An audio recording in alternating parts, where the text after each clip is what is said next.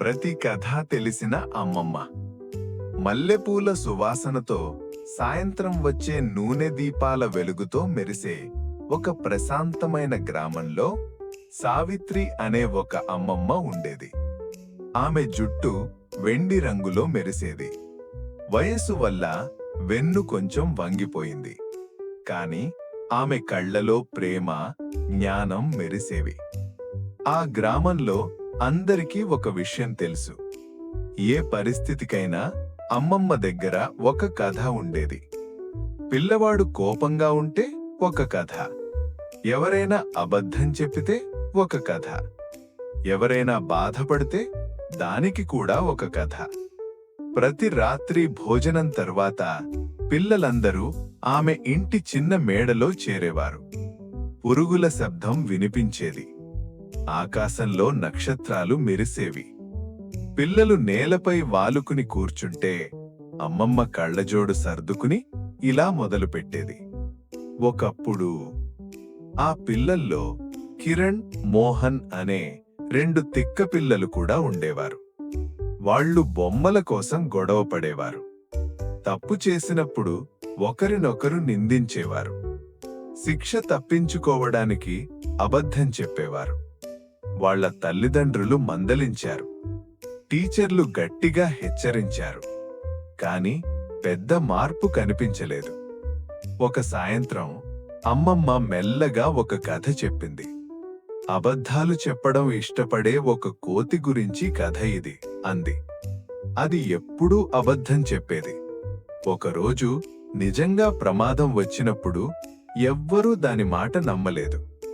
మొదట పిల్లలు నవ్వారు, కాని ఆలోచించసాగారు. మరుసటి రోజు ప్రతిరోజూ గొడవపడే 2 అన్నదమ్ముల కథ చెప్పింది. వాళ్ళు కోపంతో మరిచిపోలేని ఒక విలువైన వస్తువు పగలగొట్టారు. కిరణ్, మోహన్ నిశ్శబ్దంగా విన్నారు. ఇంకో రోజు పేదవారిని పట్టించుకోని ఒక రాజకుమారుడి కథ చెప్పింది.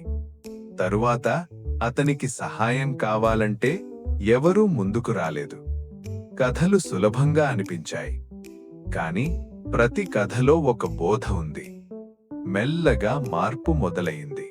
ఒకరోజు కిరణ్ తన తప్పును అన్నపై వేయబోతూ అబద్ధం చెప్పే కోతి గుర్తుకు తెచ్చుకున్నాడు. మాట ఆపేశాడు. మోహన్ కోపంగా మాట్లాడబోతూ గొడవపడే అన్నదమ్ముల కథ గుర్తుకు తెచ్చుకున్నాడు. లోతుగా శ్వాస తీసుకున్నాడు. ఎవరూ బలవంతం చేయకుండానే వాళ్ళు మారడం మొదలుపెట్టారు. అమ్మకు వంటలో సహాయం చేశారు. పక్కింటి వారితో మిఠాయిలు పంచుకున్నారు. తప్పు చేస్తే ఒప్పుకున్నారు. వాళ్ళ తల్లిదండ్రులు ఆశ్చర్యపోయారు. ఒకరోజు తండ్రి అమ్మమ్మను అడిగాడు, "అమ్మా, మీరే మంత్రం చేశారండి?" అమ్మమ్మ నవ్వుతూ చెప్పింది, "నేను మంత్రం చేయలేదు.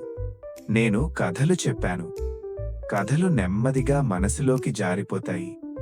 గర్వం దెబ్బతీయకుండా బోధిస్తాయి." కాలం గడిచింది.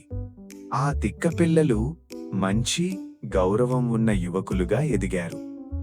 ఎవరైనా వాళ్ళని ప్రశంసిస్తే వాళ్ళు నవ్వుతూ చెప్పేవారు, "మేము మా అమ్మమ్మ దీపం కింద నేర్చుకున్నాం." ఎందుకంటే కోపంతో చెప్పిన మాటలు కొంతకాలం తర్వాత మరిచిపోతాం.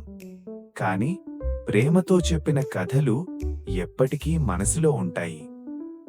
నీతి: పిల్లల బాల్యంలో వినే కథలే వారి స్వభావాన్ని తీర్చిదిద్దుతాయి. ప్రేమతో చెప్పిన మాటలు జీవితాంతం నిలుస్తాయి. చూసినందుకు ధన్యవాదాలు.